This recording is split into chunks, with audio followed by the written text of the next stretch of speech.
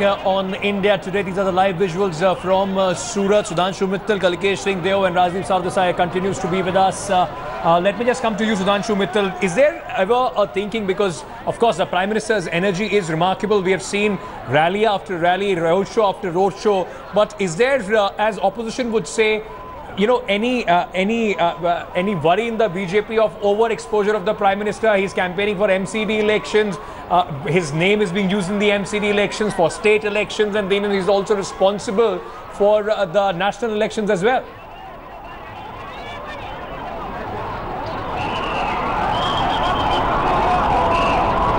You know, Ankit, I think when the nation believes in him, certainly his word is what matters to the people of this country. You know, we were discussing leadership, we were discussing Mahagathbandhans and all that. I just want to make one observation. See, for leadership, what is critical is that you must have a dream in your eye and fire in your belly. एक जुनून चाहिए होता है. एक बड़ा अच्छा शेर है, कुछ कम ही ताल्लुक है मोहब्बत का जुनून से, दीवाने तो होते हैं बनाए नहीं जाते. It is this kind of a junoon which is there in the Prime Minister to serve the people of this country, and that is what has instilled faith in people. You know, this entire talk about Mahagathbandhan, which we were just mentioning before we went for the break, you know, you are all drawing a parallel from Bihar. Bihar, it was possible because there was no leadership issue. Lalu Yadav was already convicted, so he could not become a chief minister, and Nitish Kumar was there, so there was no conflict on leadership issue. But when you look at the national scenario, now is Rahul Gandhi the leadership around whom everybody will combine, or is it Nitish Kumar, or is it Mamata, or is it Arvind Kejriwal? See, leadership issue for opposition unity is very critical. In past, when you had this, you had very clear-cut leadership. Okay. VP Singh, yes. Around him, you had everybody gravitating to challenge the Congress. For everybody to gravitate, there is no leadership, because Rahul Gandhi is not the leadership which instills faith and confidence not only in the people but also in the political system.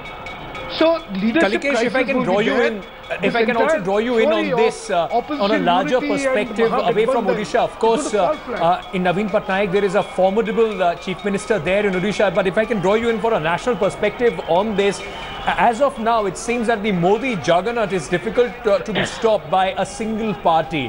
How do you see this when Sudhanshu Mittal says that all this talk of Mahagathbandhan coming from after the defeat of Uttar Pradesh doesn't hold much water, because there will be too much problems as far as the smaller players are concerned? There is no single largest party or a big pan-national party which can act as a glue as far as this Mahagathbandhan is concerned.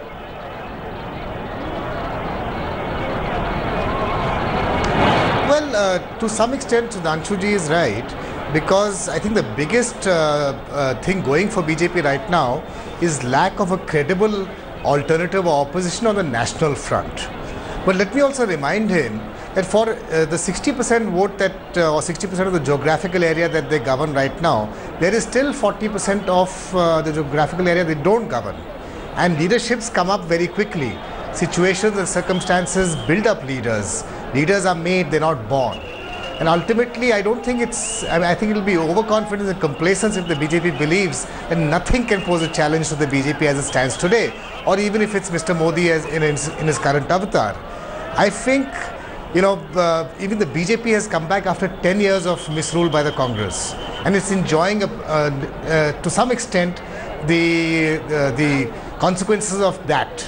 Let me also be very clear, in a country like India, which is very diverse, which is very, very different from state to state and multi-religious, the demography is very different. I think it's very important that any party in power, especially in the national front, becomes inclusive and takes along regional aspiration, takes along different communities, both religious, caste and gender, and tries to include them in the governance.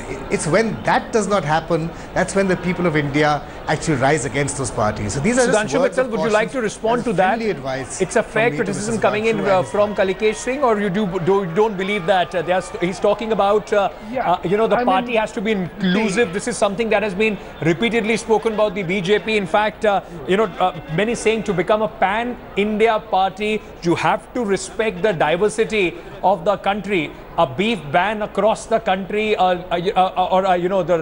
any one sort of a scheme won't work. Two things.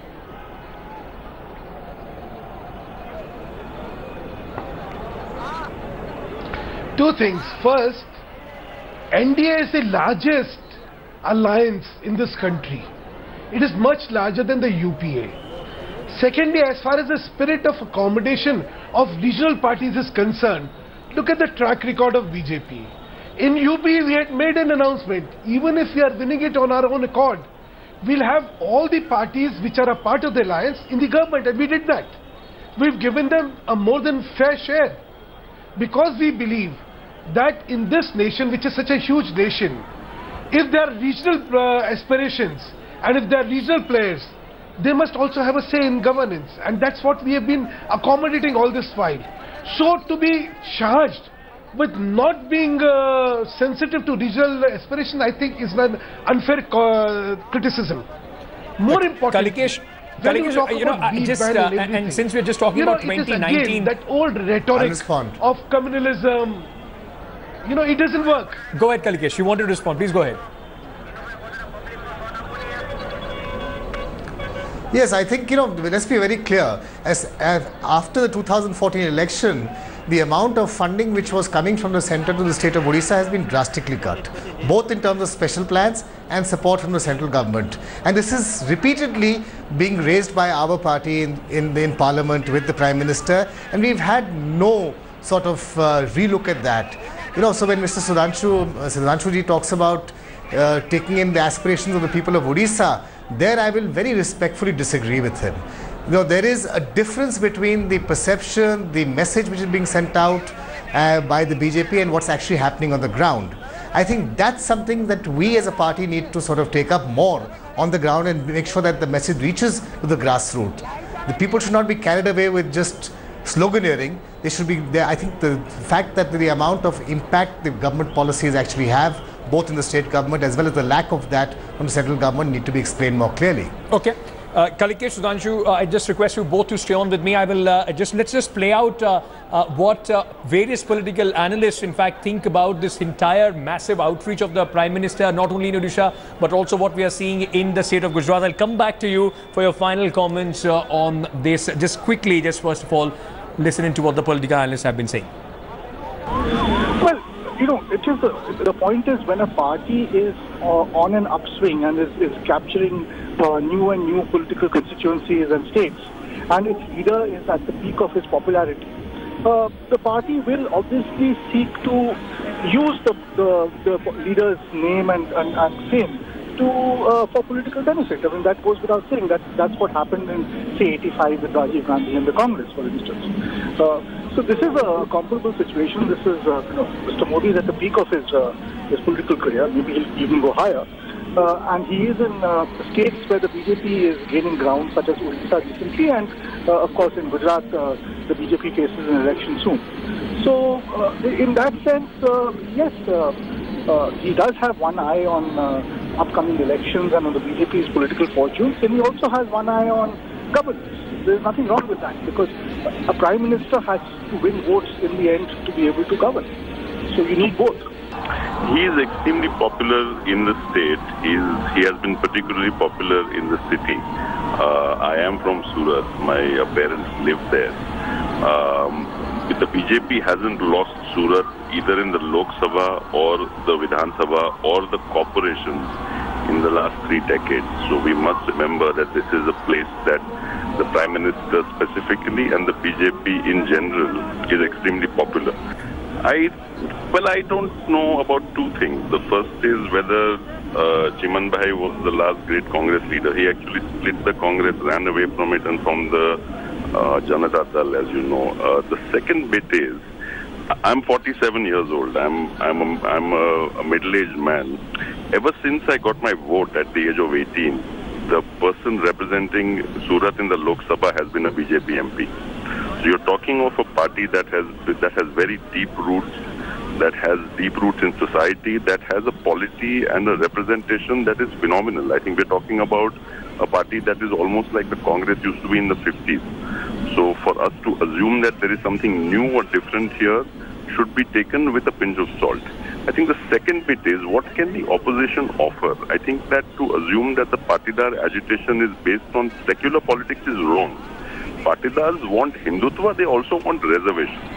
The BJP cannot offer them reservations, nor can the Congress. The Constitution specifies that the Patidars cannot get reservations. There is no way that the Patidars are going to detach themselves from the BJP. I think it would be foolish on the part of the Congress to assume that a 21, 22-year-old man, based on a platform of reservations, is going to split a very large section of voters from the BJP. That's not going to happen.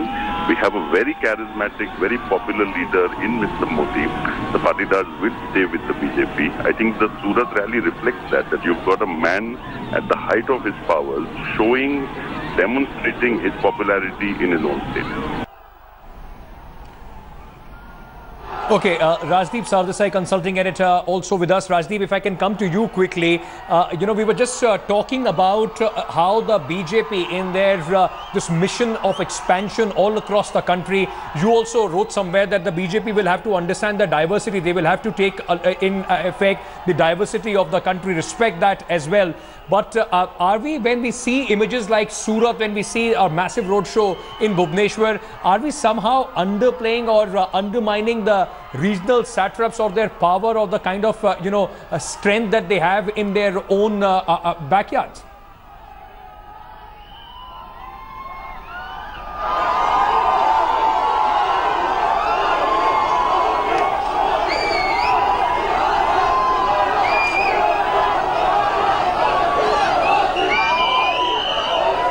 We seem to have some problem there with that line with Rajdeep. Kalikesh, I wanted to ask you with all this, looking at 2019, and of course right now everything is hypothesis. If need arises, is Naveen Patnaik ready to take a larger national role? Can he be, if there is some sort of a consensus? And we are talking about a pan-India Gathbandhan, Mahagathbandhan sort of a situation against the BJP.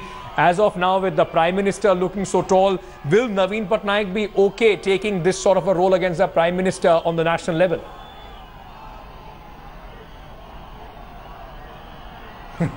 That is something that only Naveen Patnaik can answer.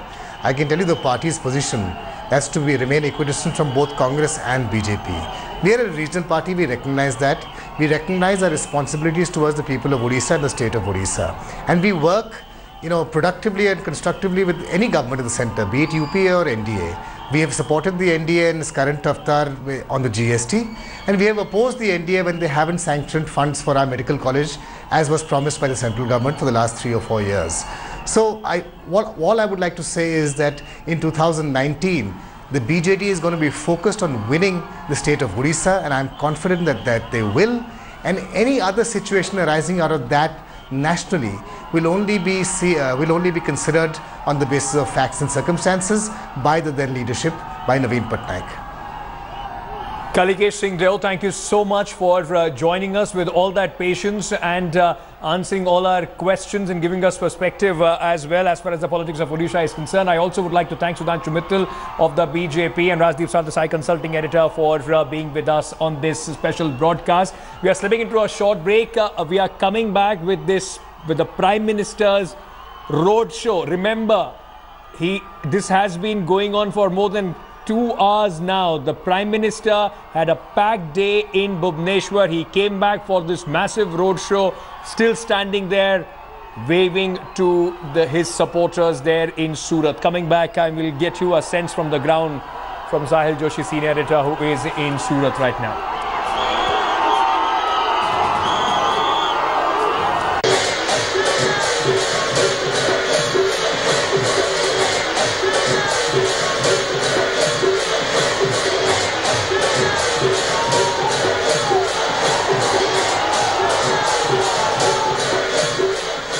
offering prayers at the Somnath temple in the west to the Kashi Vishwanath in the north. Prime Minister Narendra Modi finally reached the Lingaraj temple. One of India's architectural pearls, situated in Bhubaneswar. The Prime Minister was in Bhubaneswar for the two-day BJP National Executive Meet. And he began his second day with a visit to the nearly 1,000-year-old Shiva temple.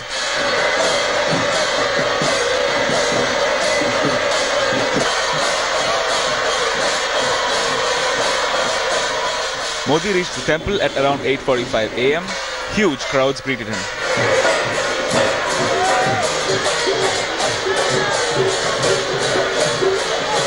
The entire top rung of the state BJP leadership was present to escort him into the temple. Whole area has been barricaded, and the area is teeming with CRPF companies, with the police personnel and the PG, because nobody is right now being allowed to go inside the temple, because the whole area has been sanitized because of the security reasons given the Prime Minister's visit. Modi headed straight for the temple's inner sanctum sanctorum, offering his prayers to Lord Shiva, and was explained the significance of the temple by the posse of priests accompanying him.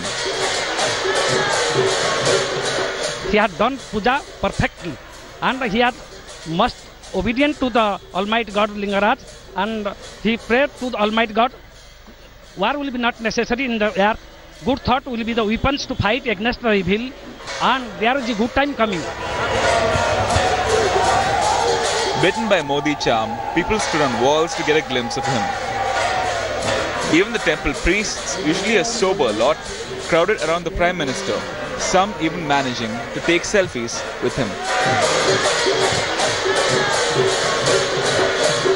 Modi had some quiet moments to himself as well, enjoying the temple architecture and the intricate carvings which have withstood the ravages of time.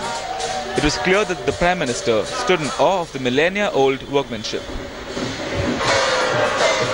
But time was short, and Modi was out of the temple within 25 minutes of entering it, headed for the big BJP meet, but not before a little interaction with the crowds. You can see the Prime Minister Narendra Modi coming out of the Lingaraj temple and waving to the crowd which is assembled there, and we saw rushing of SPG towards the Prime Minister because he took an unexpected detour, and now we can see Prime Minister Narendra Modi waving to the crowd. With Brajesh Pandey in Bhubaneswar, Bureau Report, India Today.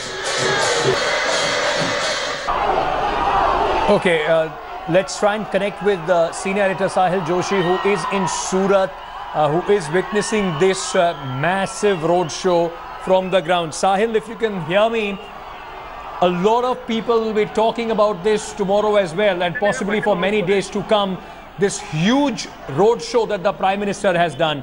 What are the people, as of now, taking back with them after this?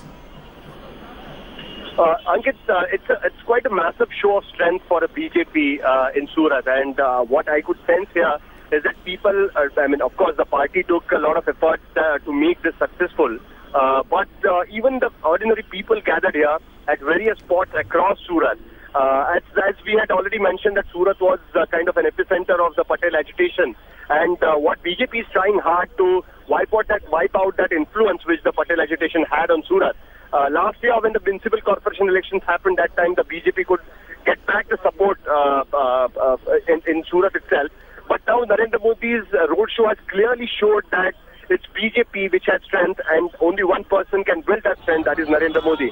What is more surprising is that in the whole roadshow, what we saw is that it's only and only Narendra Modi's image which was projected during the whole day. Not even the BJP President Amit Shah. So this clearly shows that BJP is trying really hard to project Modi here again, so that in 2017 assembly elections, for the run-up of those elections, there will not be an issue. Now tomorrow Modi is going to inaugurate a hospital here for the Patidar Samaj, and that is the time when he is going to make a speech to the Patidars, and that's what is going to be very crucial for the upcoming elections.